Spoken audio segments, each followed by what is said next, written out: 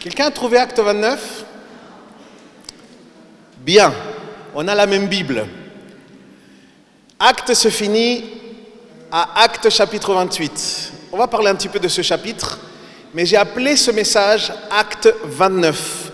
En arrivant à la fin du livre des Actes écrit par Luc, on reste avec une sensation de qu'il manque quelque chose. Je ne sais pas si vous avez lu Actes, mais quand vous lisez le dernier chapitre, vous dites, mais pourquoi ça s'arrête là en fait? Et il y a quelque chose, ce récit se termine de manière très brute, très abrupte. Et ça laisse des questions sans réponse. Moi, j'aimerais savoir, par exemple, qu'est-ce qui est arrivé à Paul dans sa période de détention? Qu'est-ce qui est arrivé après sa période de détention? Vous savez que Paul était à Rome et il était en détention à domicile, qu'il avait comparu devant César. Qu'est-ce qui s'est passé? Parce que c'était devant Néron qu'il devait comparaître l'apôtre Paul. Et moi, j'aurais aimé savoir ça. Est-ce qu'il a été libéré? Est-ce qu'il a été condamné? Mais Luc ne répond à aucune de ces questions. Le livre d'Actes ne répond pas à ces questions. Vous savez pourquoi? Parce que le but du livre d'Actes n'est pas d'écrire une biographie de Paul, de Pierre ou de qui que ce soit, mais de raconter les actes du Christ ressuscité agissant par son esprit au travers de sa parole. Quelqu'un dit Amen ce matin. C'est ça le but d'Actes. C'est ça le but en fait. Et le Christ ressuscité, continue d'agir encore aujourd'hui au-delà de Acte 28. De cette manière, donc, le livre d'Actes se conclut, mais la mission continue. Ok? Et c'est donc une histoire inachevée. C'est maintenant, en fait, à nous d'écrire le chapitre 29. Regarde ton voisin et dis-lui, ça c'est ton chapitre en fait. C'est ton chapitre, c'est très important. Mon frère, ma sœur, toi et moi, nous nous trouvons là en 2026 dans Acte 29. De cette manière, Luc nous laisse à la fin de son livre aussi avec une interrogation. Ce n'est pas si l'œuvre de Dieu va avancer ou pas, parce que l'œuvre de Dieu va avancer. Ok? Si c'est Dieu qui est à la base de son œuvre, l'œuvre de Dieu va avancer. La question que Luc va nous laisser dans Actes ici, c'est sommes-nous, chacun d'entre nous, disposés à être des instruments entre ses mains? C'est ça la question de Luc. La question n'est pas de savoir si l'œuvre de Dieu va réussir parce qu'elle va réussir. La question est de savoir si toi et moi nous serons disposés et disponibles, si nous serons obéissants, si nous serons fidèles, si nous serons persévérants pour participer à ce que le roi Jésus continue de faire actuellement ici en 2026. Elle est là la question qui nous est laissée. Et c'est pour ça que c'est tellement important de pouvoir comprendre 3 choses peut-être essentielles que j'ai tirées de ce chapitre, ou d'une partie en tout cas de ce chapitre 28. Luc nous présente ici des choses qui doivent nous encourager, qui doivent nous fortifier dans le travail que le Seigneur nous a confié particulièrement dès le démarrage de 2026. La première, c'est que Jésus fait avancer son œuvre dans ce monde, même lorsque les messagers sont limités. Je vais répéter ça. Jésus fait avancer son œuvre dans ce monde, même lorsque ses messagers sont limités. Voyez avec moi chapitre 28, au verset 16. Regardez ce qui se passe avec le messager. Je le prends en version Summer, ok? Après notre arrivée à Rome, Paul fut autorisé à loger dans un appartement personnel sous la garde d'un soldat. Et là, on se dirait, waouh, c'est un VIP. Mais en fait, ce n'est pas un VIP. Pas du tout. En fait, Paul, là, il est ce qu'on peut appeler emprisonné dans son domicile. Il y en a qui, aujourd'hui, ils ont un bracelet électronique, vous voyez, qui ont un rayonnement. Et bien, c'était quelque chose comme ça, sauf que Paul, lui, on va le voir un peu plus tard, il était littéralement enchaîné à l'intérieur de la maison. Du coup, Paul arrive à Rome, pas en touriste. Il n'arrive pas en touriste en voyant comme c'est beau, Rome, etc. Non, non, non. Paul n'est pas arrivé à Rome pour commencer non plus des conférences d'évangélisation au Colisée romain. Ça aurait été sympa. Mais en fait, ce n'était pas possible parce que le Colisée romain n'était pas encore construit. Il a fallu 20 ans après pour qu'il soit construit. Paul est arrivé à Rome prisonnier, confiné à une détention à domicile qui va durer 2 ans, les amis. 2 ans, c'est long. 2 ans sans pouvoir bouger d'un lieu, crois-moi, c'est très, très long. C'est terrible. Et Luc dit, dans le verset 30 là, de livre d'Actes, il est dit qu'on lui permit de vivre dans une maison louée, donc, et de recevoir par contre des visites, mais il était très limité. Vous vous souvenez, mes frères et sœurs, du Covid-19 ? Vous vous souvenez ou pas ? C'est à peu près pareil, sauf que lui, il avait le droit au contact. Et c'était ça, en fait, qu'il vivait. Il était littéralement enchaîné, et vraiment c'était ça, pendant 2 ans, enchaîné nuit et jour avec des soldats. Il était enchaîné aussi à des soldats qui se relayaient toutes les 4-6 heures. Et Paul ne pouvait pas sortir de chez lui. Il était vraiment là. Et si on additionne à ça les années passées aussi en prison à Césarée, et plus les mois qu'a duré le voyage à Rome, on parle d'environ 4 ans et demi de restrictions, mes amis. 4 ans et demi pour arrêter un bonhomme. Et humainement, vous et moi je réfléchissais à ça, ça semble être du gaspillage que d'amener à Rome le plus grand évangéliste de l'histoire de l'Église pour ensuite l'enfermer dans une prison. Et c'est littéralement ça qui s'est passé. Mais Jésus, le roi Jésus, non seulement défie notre logique, mais ses plans sont toujours 1000 fois meilleurs que les tiens et que les miens. Et Dieu, malgré l'emprisonnement de Paul, avait un projet. Je ne sais pas ce qui t'emprisonne toi, mon frère, ma sœur. Je ne sais pas c'est quoi la limite que tu vis aujourd'hui, mais je crois que Dieu a un plan aussi pour ta vie. Paul, en plus d'avoir accès à l'entourage de l'empereur, vous allez comprendre pourquoi. Dieu va lui ouvrir les portes de la garde prétorienne. En fait, comme on l'a étudié dans le Philippiens, on est en train de l'étudier en ce moment, ce n'étaient pas des simples soldats qui étaient avec Paul, c'était l'élite militaire de l'Empire romain. C'était des soldats de l'élite militaire. Des hommes d'une grande influence politique, les amis. Pendant sa détention à domicile, Paul était enchaîné jour et nuit à ce genre de soldats, à ce genre de bonhomme, comme on l'a déjà vu, probablement toutes les 4 heures. Et il se tournait, ok ? Donc, ça fait environ 6 soldats par jour. Et je vous demande, à votre avis, de quoi Paul parlait à ces soldats ? Est-ce que vous croyez que Paul parlait du beau temps ? Est-ce que vous croyez que Paul était en train de dire « T'as vu comment ils ont augmenté les impôts en ce moment ?» Non, non, non, mes amis. Paul parlait que d'une chose, du royaume de Dieu.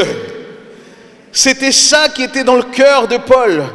Et c'était quelque chose de fort. Je ne peux imaginer que ces hommes, tout ce que ces hommes ont entendu, les amis, ils ont entendu chaque conversation qu'ils avaient avec ses amis. Je vous rappelle en plus que Paul n'écrivait pas lui-même ses lettres. Et pendant qu'il était en prison, il a écrit les lettres du Nouveau Testament. Du coup, les soldats ont entendu avant nous les lettres de Paul que nous on étudie aujourd'hui. Et c'est vraiment extraordinaire ce qui se passe en fait. Chaque enseignement, chaque moment de discipulat, puisque Paul faisait tout le temps des disciples, et à chaque lettre de Paul que lui il dictait, il y avait ces soldats-là qui ont entendu. Ils ont entendu Éphésiens, ils ont entendu Philippiens, ils ont entendu Colossiens, ils ont entendu Philémon. Eux, ils ont entendu ça avant tout le monde, les amis. Regardez ce qui dit Philippiens chapitre 1, versets 13 à 14. Paul écrivait cela aux Philippiens, et c'est ce qu'il disait. « Je tiens à ce que vous sachiez, frères, ce qui m'est arrivé, c'est-à-dire son emprisonnement, sa détention à domicile. Regardez ce qu'il dit. Ce qui m'est arrivé a plutôt servi à la cause de l'évangile. En effet, toute la garde prétorienne et tous les autres savent que c'est parce que je sers Christ que je suis en prison.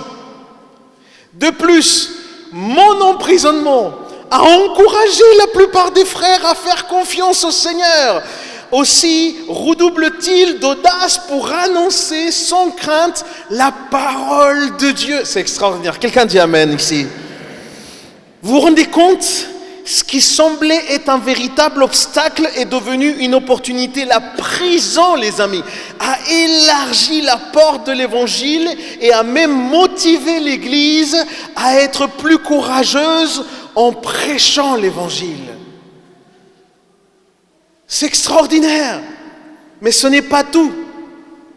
L'évangile, du coup, a pénétré au sein même de l'Empire romain. Et Paul termine sa lettre aux Philippiens en envoyant des salutations et au passage, il met une petite mention. Regardez Philippiens 4, verset 22. Il dit « Tous ceux qui appartiennent à Dieu vous dressent leurs salutations, en particulier ceux qui sont au service de l'empereur. » Rien que ça. Rien que ça. C'est-à-dire les scribes, les amis, les comptables, les fonctionnaires, tous ceux qui étaient parents aussi de Néron, tout ça. Dieu a placé Paul au cœur de l'Empire pour que sa parole atteigne des endroits que jamais elle serait arrivée autrement. Jamais la parole serait arrivée. Ce n'est pas une campagne d'évangélisation qu'il fallait faire là. C'était pas ça. Dieu avait un plan, il savait c'était quoi ce qu'il fallait faire. Mais en plus de tout cela, comme il était en prison et que c'était éprouvant, ne croyez pas que du coup c'était forcément facile. Non, Paul vivait dans la joie malgré la difficulté. Et Paul, le Seigneur le polissait, le façonnait. Paul à travers les souffrances, parce que c'était une souffrance. Et le formait à écrire justement ces lettres qui sont les lettres les plus glorieuses du Nouveau Testament. Et comme je l'ai cité, Éphésiens, Colossiens, Philippiens sont des lettres tellement fortes, tellement puissantes. Même la brève lettre de Philémon, elle est tellement riche en fait. Mais regardez bien, ce sont des lettres qui sont nées dans l'affliction. Des lettres qui sont nées dans l'affliction, mais qui sont débordantes de joie. Paul dit aux frères de Philippe, partagez ma joie. C'était des lettres qui débordaient de contentement, qui débordaient d'espérance, alors que Paul était emprisonné. Paul aurait pu râler. Paul aurait pu avoir une vision tellement assombrie de sa situation, tellement assombrie du monde, tellement assombrie de ce qui se passe. Et Paul va écrire dans l'affliction des lettres pleines de joie. Oh mon frère, ma soeur, est-ce qu'il y en a qui veulent recevoir ça cette année? Moi je veux être dans la joie malgré l'affliction. Je veux vraiment vivre cette dimension-là. Voyez-vous, peut-être que Paul ne percevait pas peut-être la portée de tous ses écrits, mais aujourd'hui encore, son emprisonnement nourrit l'Église de Jésus-Christ. Je ne sais pas si ce que je vais dire maintenant peut être dur, mais mes frères, gloire à Dieu pour l'emprisonnement de Paul.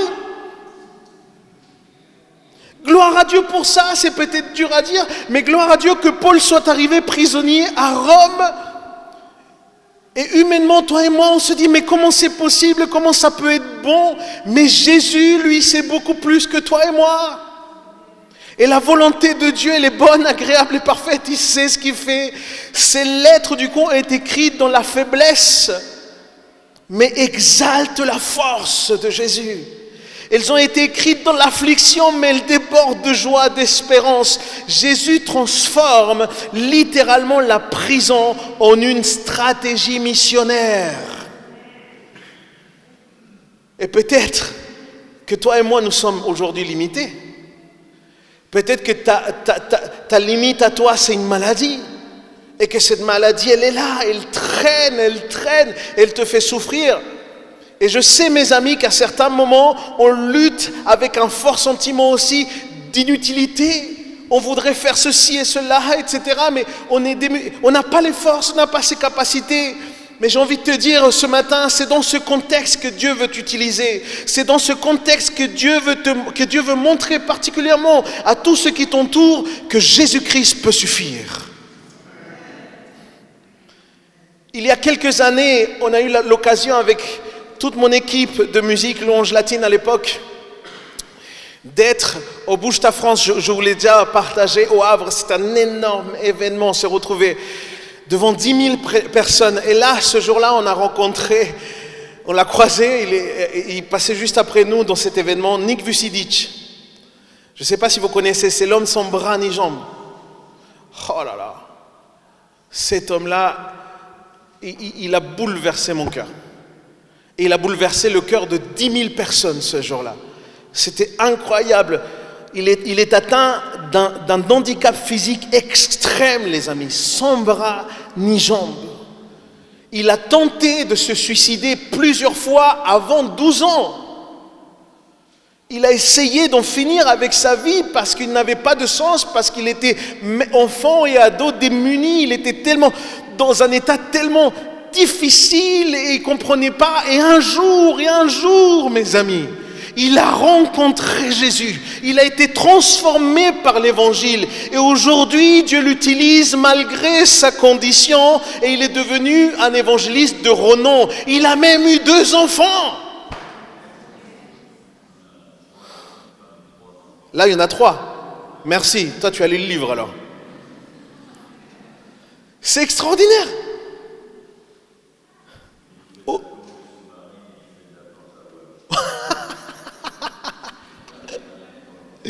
Aussi fou que ça paraisse. Et c'est ce que j'ai à cœur de nous dire ce matin, en ce 2026. Nous ne devons pas attendre que la tempête passe pour commencer à servir Jésus-Christ. Non, mon frère.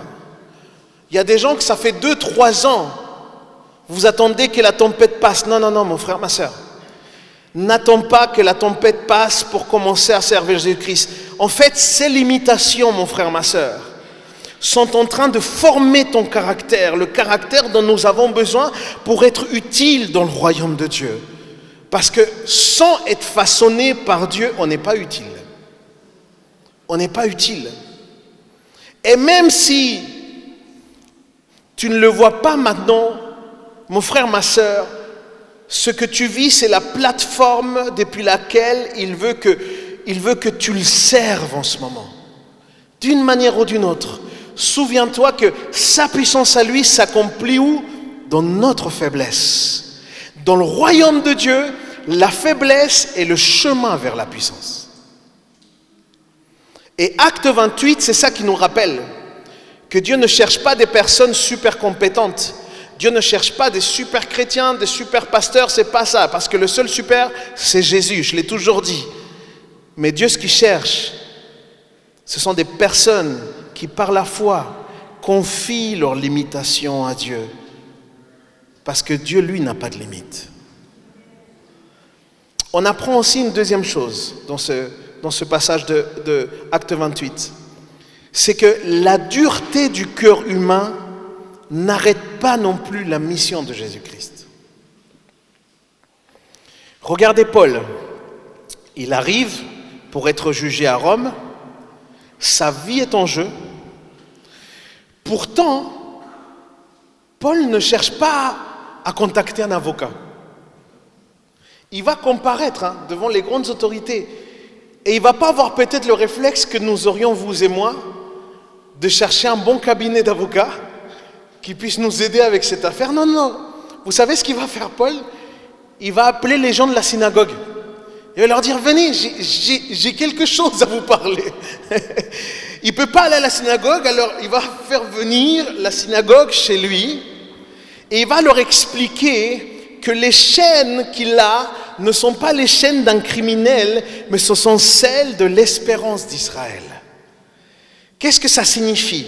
Paul leur dit simplement, je n'ai pas trahi notre foi, mes amis. Au contraire, Je suis plus juif que jamais, car j'ai reconnu en Jésus le Messie que nous attendons tous.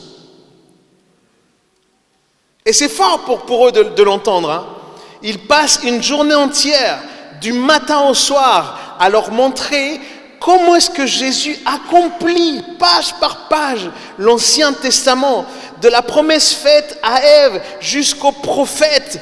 Tout converge vers une seule personne. Il leur dit, les amis, la parole de Dieu indique une personne, et cette personne, c'est Jésus-Christ.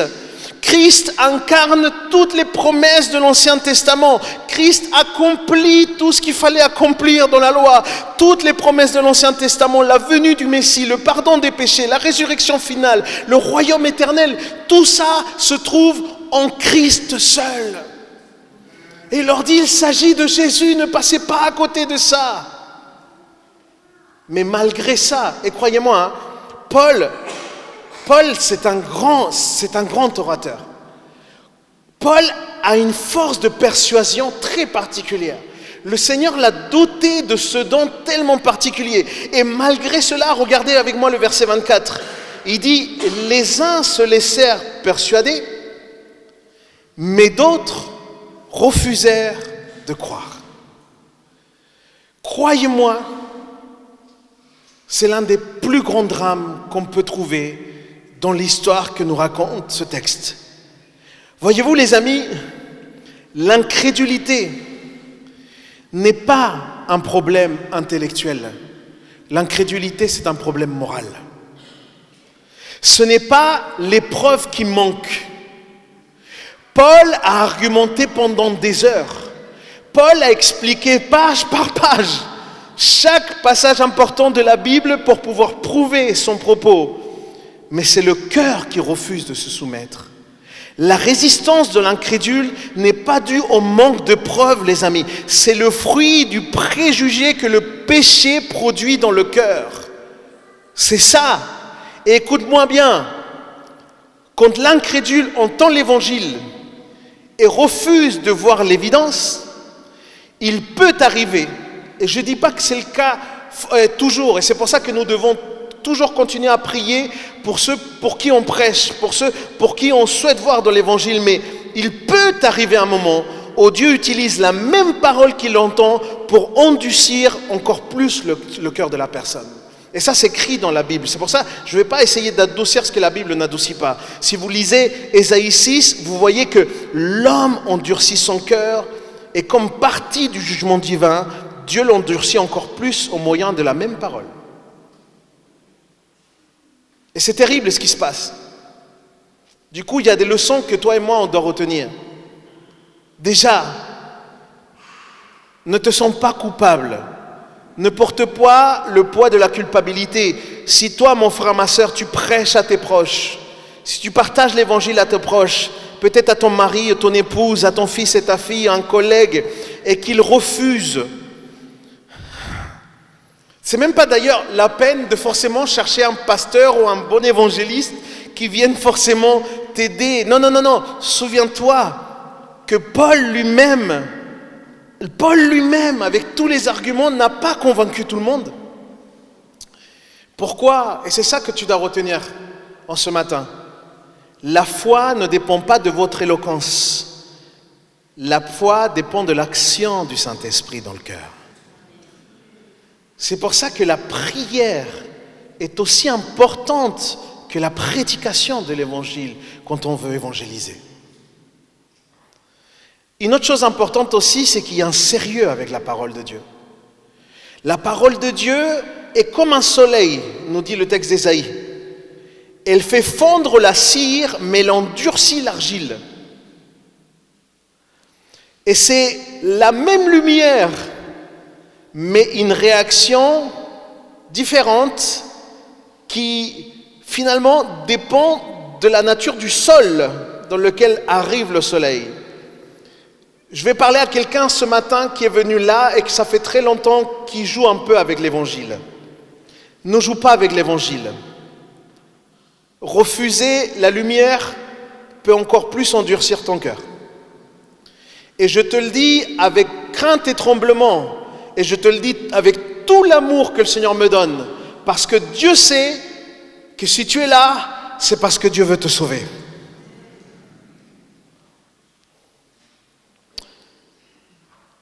Et quand j'étudiais ça, je me rendais compte aussi d'une chose, c'est que le rejet humain n'est jamais un échec pour le Seigneur.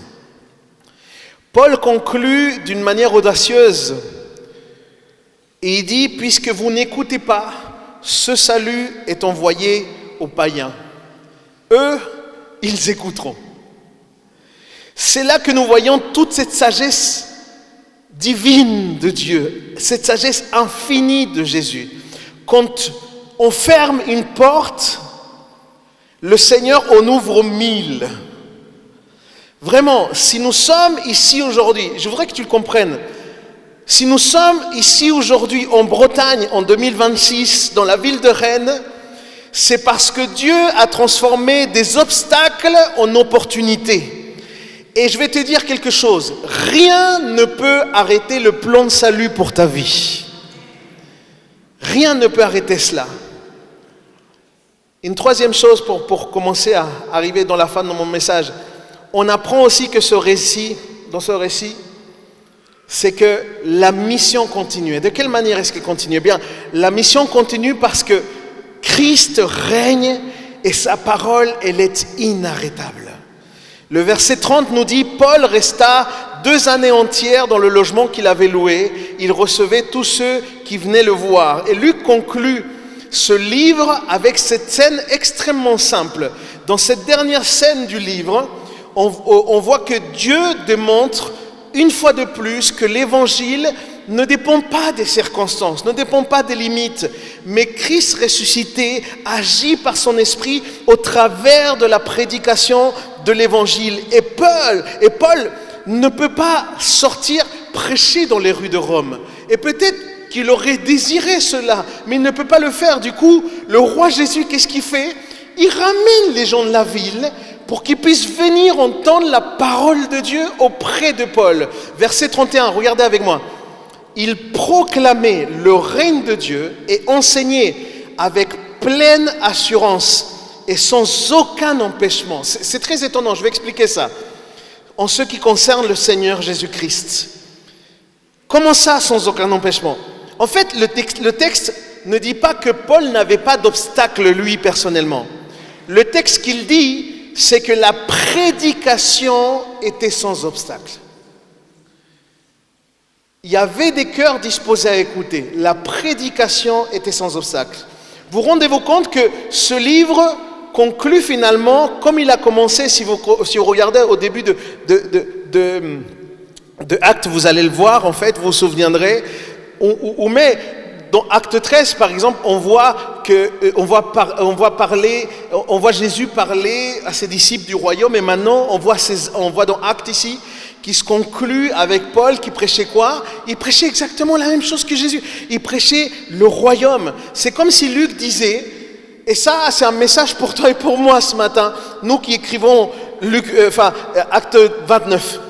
La mission que Jésus a commencée, les apôtres l'ont poursuivi, et maintenant, c'est à ton tour, c'est à ton tour, c'est à ton tour, c'est à ton tour, c'est à ton tour, c'est à ton tour.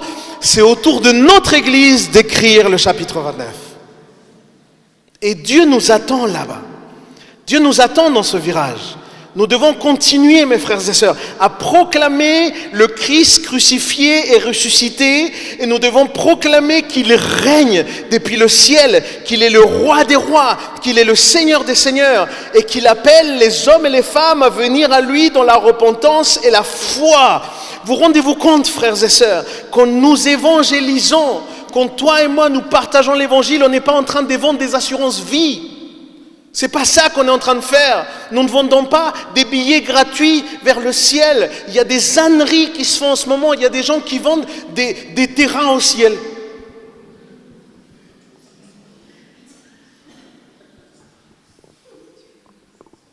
La question c'est, est-ce que c'est en bitcoin ou c'est en dollars? Mon frère, ma soeur, quand toi et moi nous sommes en train d'évangéliser, nous invitons les personnes à venir dans le royaume de Dieu. Et ce royaume a un roi qui s'appelle Christ. Et si tu veux qu'il soit ton sauveur, il doit aussi être ton Seigneur, parce qu'il est le roi absolu. Quelqu'un dit Amen ce matin. Et je sais que ce n'est pas ce que les gens veulent entendre. Ça, en 2026, ça ne va pas être le message à la mode, mais ne t'inquiète pas. Mon frère, ma sœur, je te le dis de tout mon cœur, continue à prêcher ce message. Continue à prêcher parce que la parole est imparable. La parole a une puissance en elle.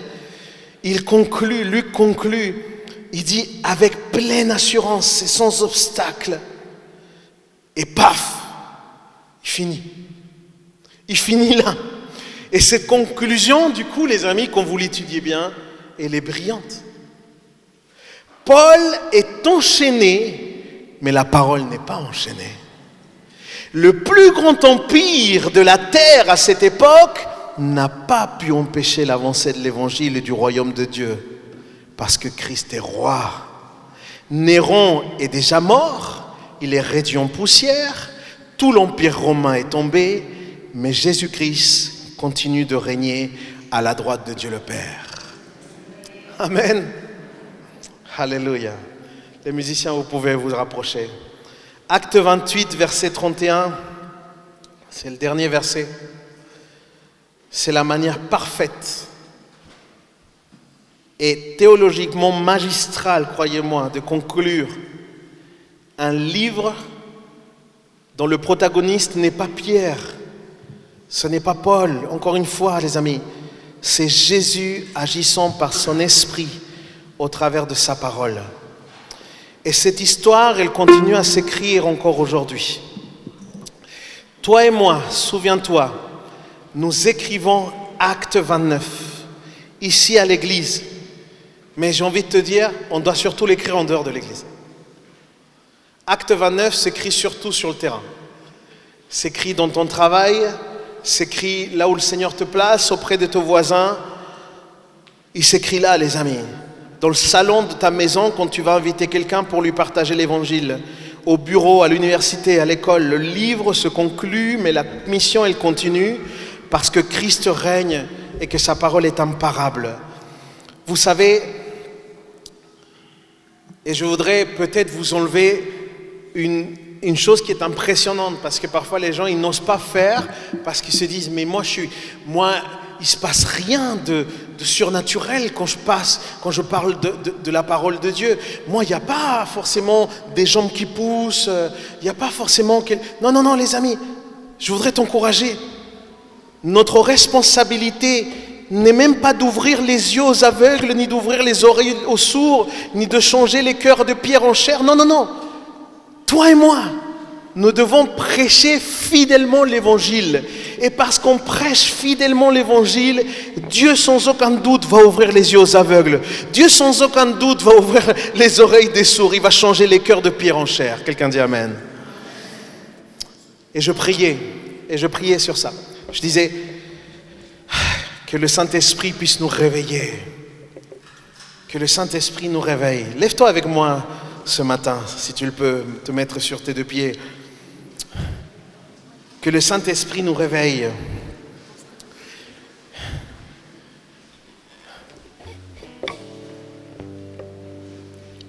Que le Seigneur nous aide en tant qu'Église.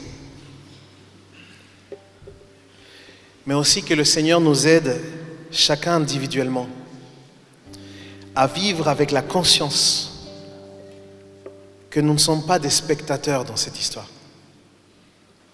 Ne sois pas un spectateur de cette histoire, mon frère, ma sœur. Nous sommes des participants actifs à l'avancée de l'Évangile. Et sois encouragé, mon frère, ma sœur. Ne mesure pas ton utilité à tes circonstances. Mesure-là la puissance imparable de notre glorieux Sauveur. En ce 2026, plus que jamais, continue de parler à Christ, mais surtout continue à parler de Christ. continue à semer la semence de l'évangile, continue à faire des disciples, non pas parce que tu es fort, mais encore une fois parce que Christ règne, parce que sa parole n'est pas enchaînée, parce que son royaume est imparable.